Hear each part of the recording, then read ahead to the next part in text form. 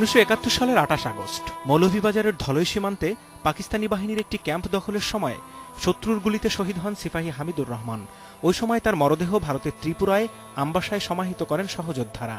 2007 সালে দেহাবশেষ দেশে ফিরিয়ে ঢাকার মিরপুরের শহীদ বুদ্ধিজীবী কবরস্থানে সমাহিত করে সরকার।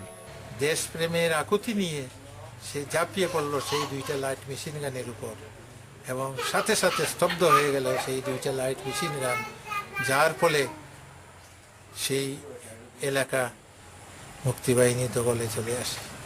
এই বীরশ্রেষ্ঠের স্মরণে 1992 সালে ধলই চা বাগানে নির্মাণ করা হয় স্মৃতিসৌধ, কিন্তু সেখানে তার সম্পর্কে যথেষ্ট তথ্য জানার সুযোগ রাখা হয়নি। এতে অনেক দর্শনার্থী হতাশ হন। হামিদুরের গ্রামের বাড়ি ঝিনাইদহের মহেশপুরের খর্দখালিশপুরে।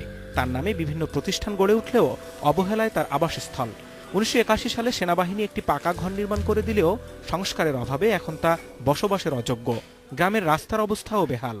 বীরশ্রেষ্ঠ হামিদুরের গ্রাম, আমাদের খর্দখালিপুরের রাস্তা বাংলাদেশের সবচাইতে ভালো রাস্তা হওয়ার দরকার ছিল, কিন্তু এর মধ্যে কিছুই হয়নি। ছাদ ভেঙে ভেঙে পড়ে যাচ্ছে। এটা সরকারের প্রতি আমাদের দাবি যেন অতি দ্রুত সংস্কারের ব্যবস্থা করে দেন। খর্দখালিশপুর গ্রামের নাম হামিদুরের নামে করার দাবি দীর্ঘদিনের, কিন্তু এখনো নেওয়া হয়নি কার্যকর কোনো উদ্যোগ। এই দাবিটা আমার কানেও আংশিক আসছে, তবে এই দাবিটা যদি সংখ্যা গরিষ্ঠ লোকের প্রাণের দাবি হয় তাহলে এটা যুক্তিযুক্ত এবং এটা আমিও সমর্থন করি। হামিদুর রহমানের জন্ম 1953 সালের 2 ফেব্রুয়ারি। মাত্র 18 বছর বয়সে শহীদ হওয়ায় 7 বীরশ্রেষ্ঠের মধ্যে সর্বকনিষ্ঠ তিনি। Independent news desk.